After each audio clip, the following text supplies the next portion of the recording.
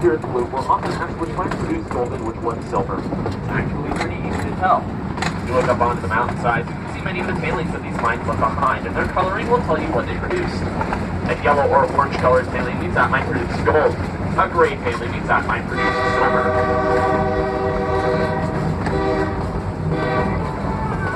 That warning signal means that we are now going to pass the site of the Hall Tunnel.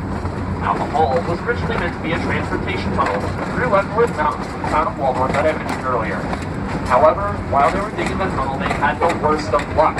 They encountered several rich veins of silver. The silver caused them to lose interest in digging the tunnel and start mining instead. You've got the clearing on the right-hand side of the train as we pass the site. You'll see many pieces of our historic railcar collection, a piece of rusted machinery, a building foundation, and a stone-lined trench. That machine was once the Ingersoll-Rand air compressor that ran the jackhammers used to dig the tunnel. The building foundation points to the boiler house that served this mine site, and the stone-lined trench that the train is passing directly over is the entrance to the Hall Tunnel. Although it's unclear how much silver the Hall produced over its lifespan, it must have been very profitable, for the mine outlasted the repeal of the Sherman Silver Purchase Act. It outlasted the Great Depression, outlasted both World Wars, and even outlasted the abandonment of the railroad until the mine finally shut its doors in 1951.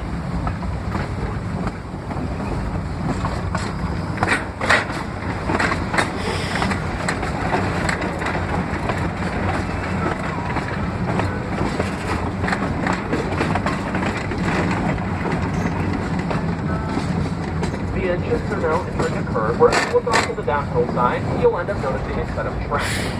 Beyond those tracks, in just a few minutes, after we cross the Devil's Gate High Bridge and descend the opposing side of the canyon. For those of you unfamiliar with the story of the loop, it was the surveyor's answer to increase the mileage by track between these two towns to 4.5 miles.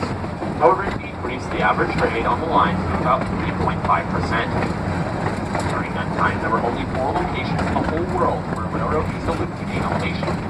In all other cases, the loop was hidden in a tunnel, not in a city.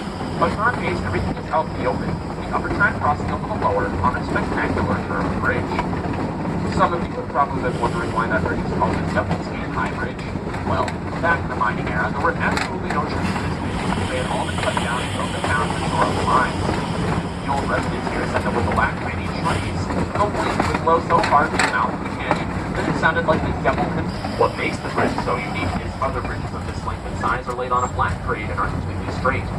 Ours has an 18.5-degree curve, and although it may look level to you, it's actually on a grade of about 1.3%. This means the side we're entering on is 4 feet higher than the side we'll exit off of. Folks, because this bridge spans the mouth of the canyon, it can be quite breezy out here, so I recommend that you snug down any hats or other loose clothing so we don't have to fish them out of Georgetown Reservoir later today.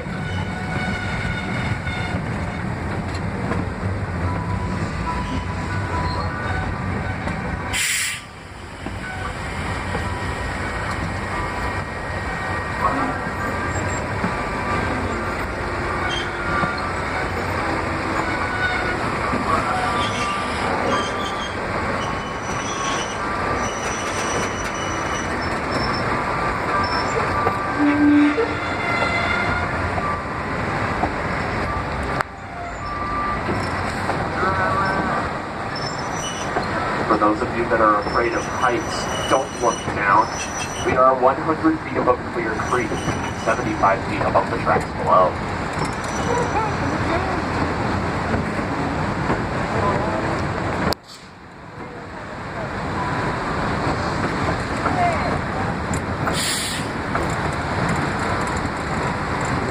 And if you come off the bridge, you look off to the left-hand side. In the parking lot, you may notice a small stone monument. That monument was placed in 1949 by the Colorado Historical Society to commemorate the original Georgetown Loop and Devil's Gate High Bridge. Little did they know that about 35 years later, the loop would be completely rebuilt and in full operation once again. That monument is placed on what remains of U.S. Highway 6, the predecessor to I-70. Now, the locomotives, or iron horses that are pulling us today, are the Georgetown Loop Railroad numbers 130 and 140.